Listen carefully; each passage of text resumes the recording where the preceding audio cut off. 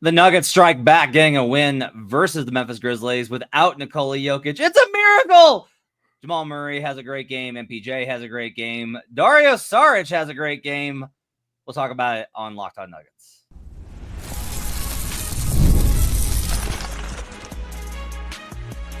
You are Locked On Nuggets, your daily Denver Nuggets podcast. Part of the Locked On Podcast Network, your team every day. Welcome to Locked On Nuggets, your daily Denver Nuggets podcast, part of the Locked On Podcast Network, your team every day. Thanks for joining us and making us part of your day, being with us Monday through Friday, being an everydayer. Checking in with us every day because we have news for you and commentary for you and takes for you every day here on Locked On Nuggets. Thanks for being part of our community. Today's show is brought to you by Prize Picks. Download the Prize Picks app today and use code LOCKEDONNBA and get $50 instantly when you play $5. You don't even need to win to receive the $50 bonus. It's guaranteed. Prize Picks. Run your game. My name is Matt Moore. I'm the senior NBA writer for the Action Network. His name's Ryan Blackburn. He's from Mile High Sports. This is No Jinx for Wednesday. Programming note, for those of you that are used to us doing the live shows, we're going to record No Jinx Wednesdays, and then they will go on YouTube on Wednesday morning. The reason is because otherwise Swipa's show that he does on Tuesdays gets really compressed, and there's not enough time for it to really kind of breathe, and you get Swipa's takes on things. So we're letting that one hang out overnight, and you'll have No Jinx in your if you subscribe on YouTube and you get notifications, we'll have a premiere in the morning on Wednesday, and it'll be in your podcast feeds Wednesday morning. So right. Just a little bit of a programming note for those of you that join us on the live show, which you all can. You just got to go to youtube.com/LockedOnNuggets. Hit the like and subscribe. We are closing in on 8,000 subscribers, trying to get to that big magical 10,000 mark. So make sure that you go to youtube.com/LockedOnNuggets and hit like and subscribe for us. Hit that subscribe button. Come on. You know you want to. You've been thinking about it. You've been like, oh, I should do that. Take a second, go do it for us. On today's show, the Nuggets won. The Nuggets, I don't know how. It's impossible. They're all trash. So how could they possibly have won a game? They did it. I don't understand. Ryan, Jokic wasn't around to score all the No. You can't do that. The comments are so mad at you. They were so mad. I'm not going to do it. This is a good night. This is a night for Nuggets fans to feel good. I'm not going to do it. Nuggets get the win over the Memphis Grizzlies. And honestly, here's what's funny, Ryan, is that after the 2 days of understandable distress from Nuggets fans, and we talked about it. We talked about how Jamal's got to be better. Yeah. If you said before the season, hey, Jokic is going to miss 3 games in November, and they're all on the road, what do you think the record is? You've been like, oh, probably 1-2. 1-2, yeah. And now if you were like, oh, and they're going to play the Pelicans, who are missing every single person, and there's no John Morant from Memphis, you've probably been like, well, maybe 2-1.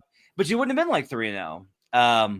Jamal Murray in the win, 27 points, 10 of 20 from the field, 5 3-pointers, 5 big shots in the fourth quarter, 6 dimes for Jamal for the Blue Arrow, 3 turnovers only, and a plus 18. Christian Brown continues his marvelous start to the season with 19 points on 7 of 12 shooting, 7 boards. How about Michael Porter Jr.? Oh, yeah. 24 points on 11 of 21. Didn't even hit a 3-pointer. He was 11 of 17 from 2-point range, 11 boards, some tough finishes, including an M1 that had me out of my seat. I was like, wow, that was really impressive. Peyton Watson chips in 15. Russell Westbrook with 12 points, 10 rebounds, and 14 assists to go with 2 steals and a block. His 200th triple-double, man. 200th triple-double of his entire career. That's a big deal. It really is. And I know we love round numbers here in this house. I was like, because it's a round number? Big fan of round numbers here. But 200's obviously never been done before. Russell Westbrook's the all-time triple-double leader in the entire NBA. And when he ultimately set that record, it was a big deal in modern times here. And just the way that he was able to impact the game, I'm not always in agreement on what he does on a possession-by-possession basis, but you look at the product, you look at the entire thing that he puts out there, he was so helpful in just setting the table for everything else to happen tonight. The Nuggets do not win this game without Russell Westbrook, and he deserves all of the credit that he's going to get. Yeah, I mean, it's like 12 points on 12 shots and a -2. And I'm not trying to like downplay it because like the energy was really important. Yeah. Like you need guys that bring that type of energy, and he did. And we talked about this in the preseason. Hey, -2, you'll sign up for that every single time. Like the bench being only a -2 is totally okay. 32 minutes for Russ tonight. Malone leaned on him. Let's start with Murray because we have to kind of go to Murray here. 36 minutes for Jamal. Like I said, 27 points. What did you see out of Jamal tonight that was so much different from what we saw in the previous two? I saw some resilience that I had not seen before. And that's the word that I'm going to use for him. He started this game pretty badly. Like there were some missed shots, there were a couple turnovers, there was some hesitation, there were some decisions that I didn't agree with. And he just kind of fought through it, man. Like that's something that you haven't really seen from him much this season. And the hope is that he kind of has that spark, has that jolt and that realization, I guess, that I haven't been playing well enough. Michael Malone talked about that pregame. He said that like Jamal wants to play better. He doesn't. Like, he's trying to get to that place where he can help the team, and he feels like he's letting the team down. Tonight, he didn't let the team down. Tonight, he was very, very big. The 20 shots were just as important as the 27 points to me. You need somebody to take responsibility for this group while Jokic is not out there. And I thought that he did a great job of that tonight and made some big plays on the fly. They ran a couple. Malone talked about wanting to get him better shots and using him a little bit more off ball.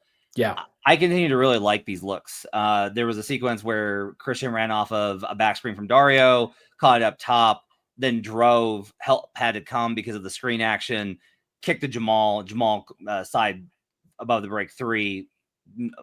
Perfect. Yep. Net doesn't even move. And it was just really beautiful action. And like, you just really like to see that. And I continue to believe that using Jamal as an off-ball weapon is a really good way to get him involved. That even though so if there are questions about his conditioning, which I don't know how to judge that. I really have no way to know how to judge it. A really good way for him to get in shape is for him to run off screens. And I think he's really good at it. And I like the motion of him coming off screens, and using him as an off-ball weapon, I think puts him in a position where he gets a decision tree rather than being pick and roll, where it's like understanding the complicated dynamics, but also it can get a little bit rote sometimes with him and Joker, where it's just like, let's hit the two-man game. Let's hit the two-man game. Let's hit the two-man game. Instead, getting him off ball, I think does present him with like a different decision tree. And I think he's done really well with it. And I liked what I've seen. I love the quality of shots that Jamal got tonight in the offense and the ones he took, and obviously making them really helps too. Yeah, 10 attempted threes is a big deal. 5 of 10 from 3, just looked very good. Started 0 of 3 from 3, but finished the game 5 of 7. It's not a surprise to me that Russell Westbrook finished with 14 assists and Jamal Murray had a good night shooting. Like I think that there is something there where you get kind of that Monte Morris Jamal energy, where you have somebody that can kind of feed him the ball at times. And Russ is a great playmaker. It's been a while since Denver's had a great backup point guard facilitator. They've had other guys that can score, but they haven't had a guy that can really facilitate other than maybe Facu Campazzo. So I think that it's kind of fascinating to see this different version of Jamal. And if he could maybe kind of be a shooting guard in name at times, where you're really running off the ball and you're doing a lot of those extra things and putting together some good performances while letting others, like, just trusting them with those opportunities. Christian Brown, you mentioned too, like, he can handle the ball maybe a little bit more than we expected at the beginning of the year. There's some things that he can do. And then Dario handling in the DHO, that's something I like too. MPJ shines. Dario played really well. We'll get to those. Plus the defense really stepped up tonight versus a Memphis team that really could not find its footing. We'll talk about that up next here on Locked On Nuggets.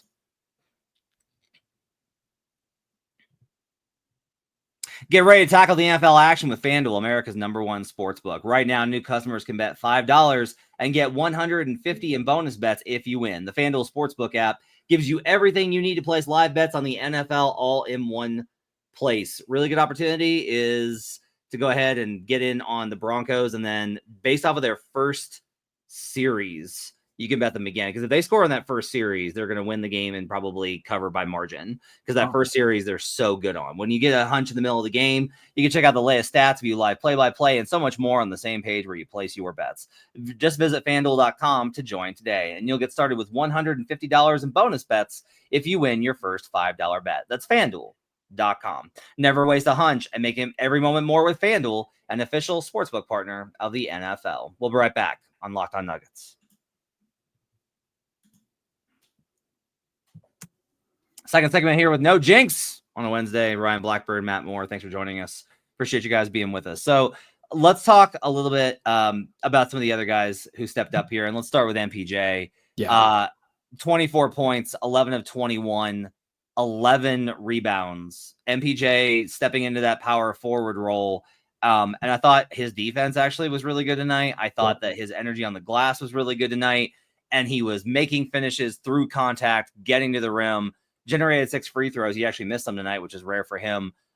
Just a really good game for Michael Porter Jr. here.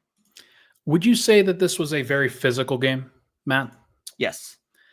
I would say so as well. And if there was one thing that we had a concern about for Michael Porter, like in his career, what he was going to do, how he was going to learn, it was the physicality and being able to deal with that, being able to combat that. And he handled it like a charm tonight. Like, it was awesome. He started the game 10 of 10 from 2. Like, that's just bonkers. And now he did, like, it was basically all paint shots except for one 3-pointer where he had both toes on the line, which is he's just shooting 100% on those shots this year, which is hilarious. But like, the shot making was tremendous. The ability to operate and drive and leverage his outside shooting. Like, he shot 0 of 4 from 3 tonight. He shot 0 of 4 from 3 in the last game. The Memphis Grizzlies are still treating him like an absolute sniper from out there. Yeah. And it's one of the reasons why he's able to get to the paint, because he's leveraging that in ways that he's never really done before. And he's finishing stronger because he's bigger and more coordinated. Yeah, it was. I thought his work on help defense was also really great too in this game. Memphis struggled a lot scoring in this game. No John Morant for them.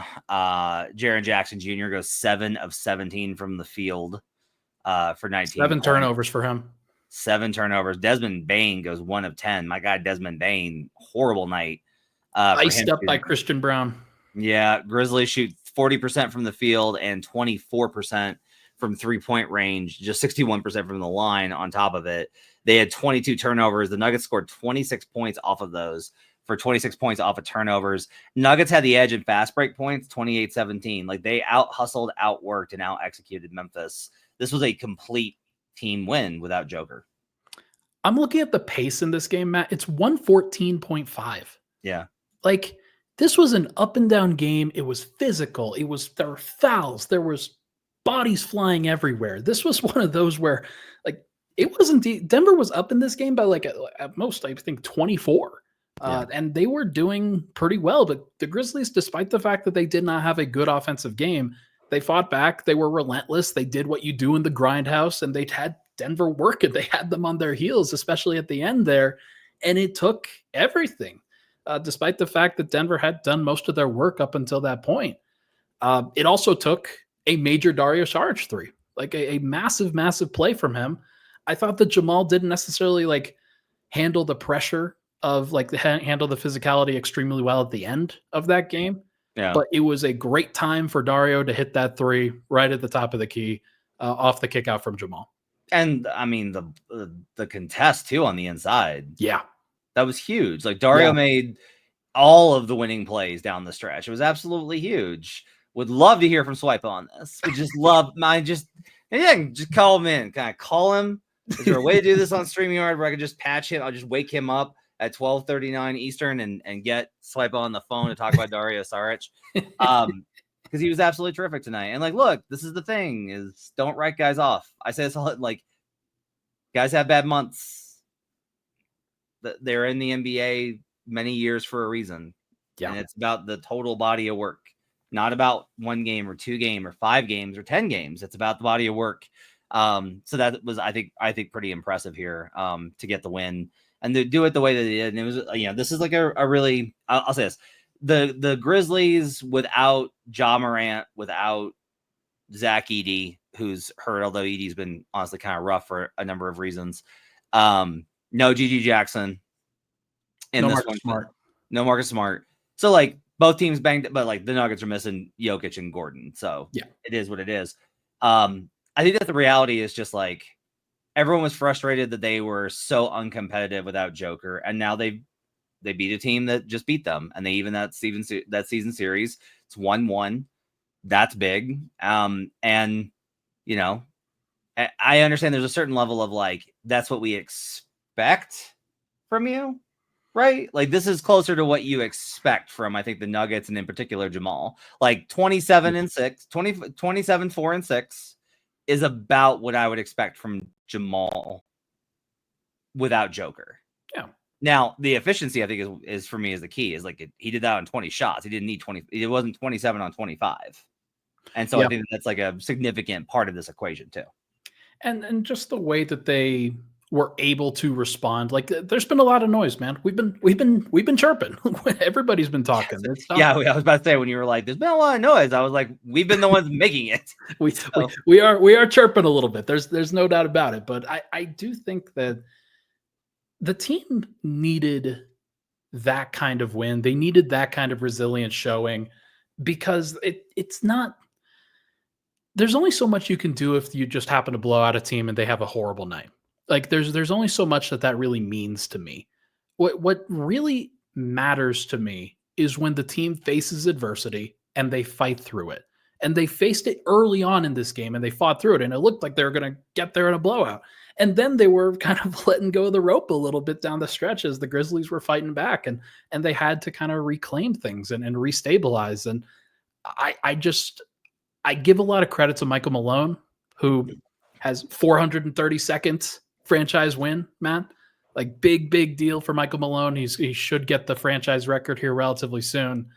But I think his coaching was incredible. The first sub off the bench was Trey Alexander. Like it's sometimes you just need to press different buttons, and he's been pressing a lot of great buttons lately. Yeah.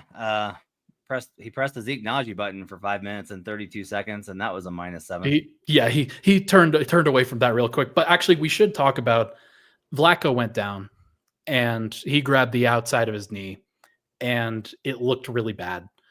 He immediately grabbed at it on the left side, and then asked to come out because he knew that something was wrong. He's had an ACL tear before. I'm really hoping this is not that. I'm really hoping that this is just a scare. But the way that it looked did not feel good. And Vlatko was playing great in this game up until that point. That was a button that he pushed. He's like, yeah, sure, Vlatko, go play backup center, man. You're smart. You're big. You're competitive. We can trust you. Yeah. And they might have lost him again, which is really, really frustrating and sad and just depressing for a team that, I mean, let's wait. Let's wait. Let's see what the MRI says. Okay. Don't get ahead of things. When it's time to be sad, we'll be sad. Just I get the jump on being sad very easily. True, Yor. It's absolutely true. On the other side, we'll wrap up our conversation. We'll talk about some of the other things from this game, and we'll kind of look ahead to the game on Friday. As Ryan mentioned, as Michael Malone attempts to become the winningest coach in Nuggets franchise history. We'll talk about that and more up next here on Locked On Nuggets.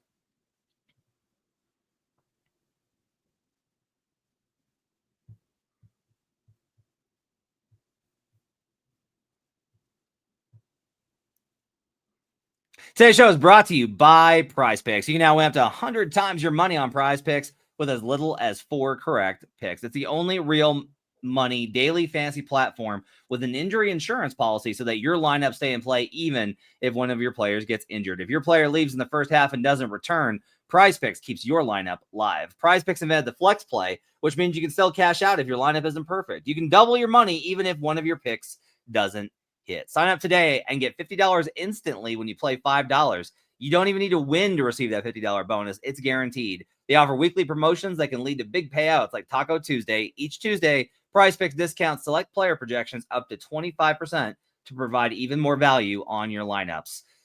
Joker could be back as early as Friday. Whenever he comes back, I would expect some big minutes because he's going to be, well, maybe not rested is the word, but I bet he'll have a little bit of a pep in his step, so to speak. So download the app today and use code LOCKEDONNBA to get $50 instantly after you play your first $5 lineup. Just download the app and use code LOCKEDONNBA and you'll get $50 instantly after you play your first $5 lineup.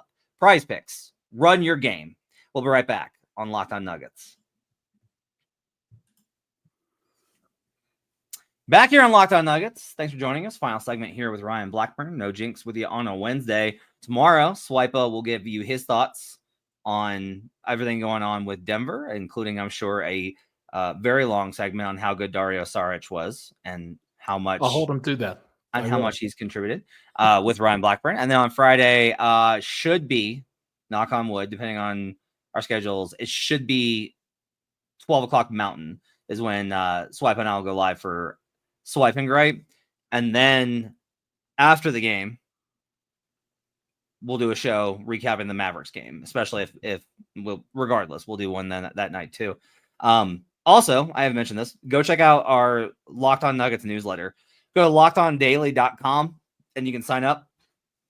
And you've got stuff. I did kind of like 5 thoughts, kind of breaking down kind of where I'm at with Jamal Murray in terms of like the feedback from the fan base and everything else. Right. Ryan's going to give you the 10 piece tonight, which is 10 thoughts from the game against the Grizzlies. I'll have thoughts for you next week on all those games as well. I'll have thoughts for you tomorrow. Like lots of stuff. Check it out. LockedOnDaily.com. All right. Oh, by the way, you also get in that newsletter stuff from our national people. So you get Katie Heindel. If you don't know her, she's awesome. She's absolutely amazing. You get Mike Shearer, who runs Basketball Poetry, and I think he's like phenomenal. Like I love Mike's writing; it's really good. And you get, and if you're a fantasy player, you get daily fantasy stuff from Josh Lloyd, who's one of the best in the business at Locked On Fantasy Basketball. So check that out. All right, Ryan. One thing I did kind of want to note in this game, I don't understand. Jay Huff had 6 points on 2 of 5 shooting and he's not Weird. the best player alive. I don't understand. Kind of odd. I thought did you see him get dunked into oblivion by Michael Porter Jr. on a transition? Because I did, and then I saw him foul Christian Brown in frustration on the very next possession because things weren't going well for Jay Huff. I mean, look, I like Jay, and I'm glad that Jay's having a moment. It's just been like the ridiculousness of like, how could they let him go? It's like, it's Jay Huff, guys. Yeah, it's Jay Huff. And the point is, like, these are NBA players. Yeah. NBA players are really freaking good, and there's a reason why they make it to the NBA, and it's all about situation. The level to which people don't understand how much better NBA players are. Like the worst NBA player is at basketball than the rest of the planet. Yeah, it's just crazy. Not the rest of the planet. I'll take that back. How much the worst NBA player is than like a normal person. Facu Campazzo. Like, oh, come on. I'm just kidding. I'm kidding. He's been gone for so long. Jeez, even I'm not still kicking dirt on the Facu Nuggets grave. All right, so they get this win. Friday, they face the Mavericks. Mavericks probably a little motivated. Oh, yeah. After that last one, they took that loss hard. Luka's been questionable. I don't know if he's going to come back or not. I don't know if he played tonight. He might have played tonight. He did. They killed New Orleans. It wasn't close. Yeah. They won by 41. Yeah. So they're going to be good. They're coming for Denver. This is going to be, I mean, this is a big game for them. It's, forget the cup. This is tiebreaker status stuff for the playoffs. And they're just going to want to get that game right. So if Joker's back, which I would not assume, I won't assume that, but I would think that Joker's going to be back. Yeah. That's obviously going to be a big deal. That's going to be that's going to be a huge game. Malone, Mavericks, Luka, Jokic back. Just like that's going to be a pretty big night overall in Denver. It feels like on Friday night.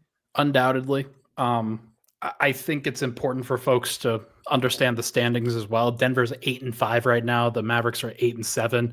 Denver loses that and they go to 8-6 and the Mavericks go to 9-7. So like these things are so close. And I know that it's very early on in the season, but people forget that the games at the beginning of the season count just as much as the games at the end of the season. And when you're scrambling and trying to figure out where the hell these wins are needing to come from, they probably happened in November and December or January. You just didn't really know it. So I think that this is a big one. And if Denver can go up 2-0 on Dallas, that is a big deal.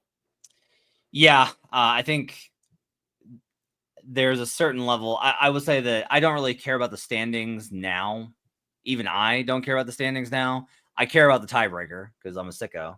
But it's more about you need that tiebreaker in order for you to be able to, like, that gives you a lot of advantages down the line. And also, like, there's a number of sequences where this winds up mattering, right? Like three-way tiebreaker or common opponents if it gets into like a really long kind of sequence of tiebreakers down the line. Plus, I think there is also something to the idea of if you beat them twice, there, even in Denver, there will be a little bit of like, okay, that's a problem for us.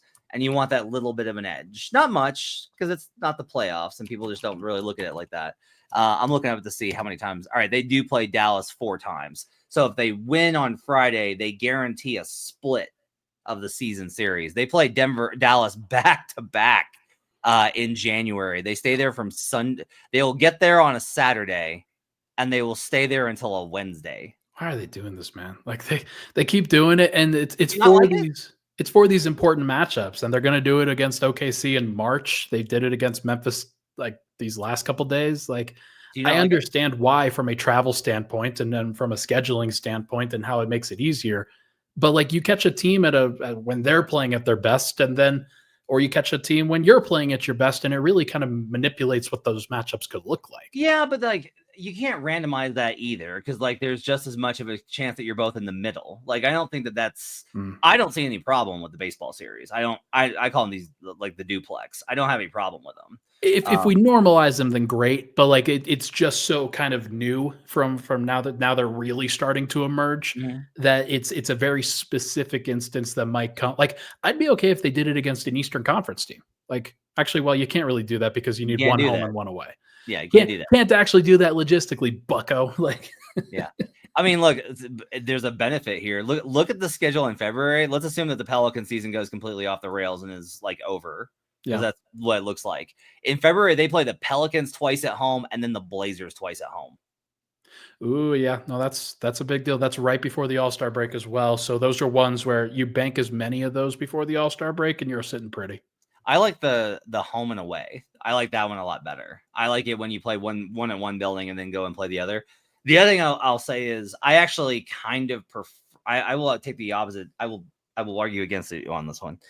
It's better for you to face them at the same time. And the reason is because that way it's more likely that you're in like a stable set to be able to actually compare the teams. And if it's a fact of, oh, you faced them twice when Joker was out, right?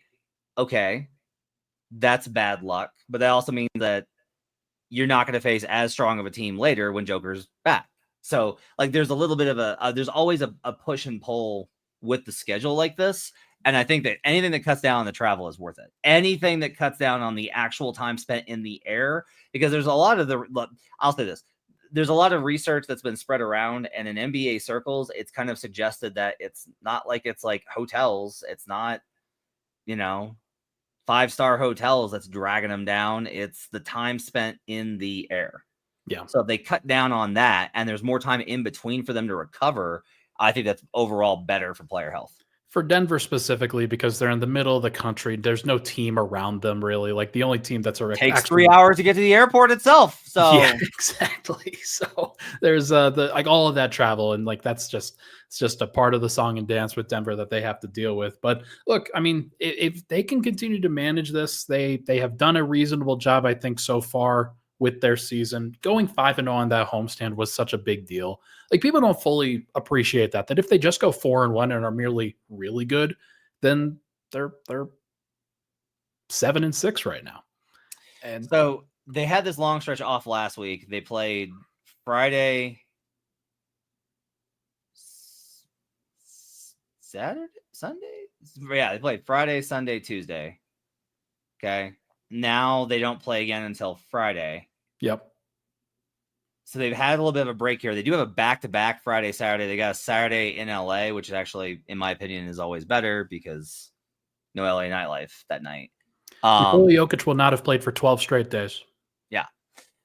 So they'll be a little bit more rested for that stretch. And then they've got the Knicks on Monday. Then they go to at Utah, at the Clippers, and then Golden State on Tuesday, December 3rd at home in what's going to be a monster game. That's going to be a huge. Well, I'll ask you this: is the Dallas game on Friday or the Warriors game bigger? They're both big. Which one's bigger? Do you think? The Warriors game is bigger because it's my birthday. Oh, okay, fair enough. Come on. Well, we're all only here for you, Ryan. That's what I've been told. No, I think that is a big one because like they're both in-season tournament or NBA Cup games, Emirates NBA Cup games, excuse me. And I sorry, I think it's important for like. Denver stayed alive in the NBA Cup. I don't know how much they actually care. They probably do not. I think that there's probably folks that are saying, please do not win this. Please do not get to Vegas. And just for the travel purposes and making sure that they're doing the right thing. But I think that it would be cool if Denver had this other part of things that they could really compete with. So I think that they're both very valuable. And every home game is valuable, especially against a Western Conference opponent. So this is just... like it's always nice to stick it to the Warriors. I'll say that. I asked a question about the NBA Cup. I posted it on our YouTube page and posted the poll. And I asked, should the Nuggets push to win the NBA Cup or dial it back to avoid the hoopla that comes with it? And the results were, there were 371 votes. 43% said win everything. And 57% said the cup's a nuisance. Duck it. So kind of fascinating, man. Like I don't think the fans fully feel the connection to it, and like I don't know if they ever will. I don't unless you actually put it into a separate tournament. Then okay, look, I want to go back. Let's go back to 2013 when you were like 5. I was 4 years old. Like, would you have? I will say the Nuggets fans in 2013 would have loved it if that team had won the cup. Sure. It changes after you've won a title and recently, so you're like a contender now. That's the equation here. Like in 10 years, if the cup's still around, I think Nuggets fans will probably be like, yeah, let's go win the cup. That'd be fun. Yeah. I mean, there's no doubt about it. And it's like the Lakers were like, I think there was some give and take when they actually won it because some of them were like, yeah, Lakers, we're going to win everything and we're going to hang a banner. And then some people were like, we're going to hang a banner like for this, like this is some regular season games. So I think there's still some pushback. And now the Lakers are spoiled because they've won like 17 championships or however many they've won. So I think if it's Houston, if it's especially a young team like Houston, if it's New York, even like they would care about it. And the Nuggets, they've stayed alive. So like they're 1-1 right now. They've just barely a positive point differential. If they win both of those games and New Orleans assumably loses one of their next two, then Denver has an inside track to actually represent this group. I'm sure Joker will absolutely love that news. All right, that's going to do it for Locked On Nuggets. Thanks for joining us. Appreciate you guys being with us. Enjoy the afterglow of a win without Jokic. We'll keep you updated on his status. Swipe will be with you tomorrow. He'll give you his thoughts on where the Nuggets are at. Friday, Swipe and Gripe will return. We'll argue about something because that's what he and I do. And then we'll have post game for you after the Mavericks game. Check out LockedOnDaily.com for our daily newsletter. We'll see you guys again next time here on Locked On Nuggets.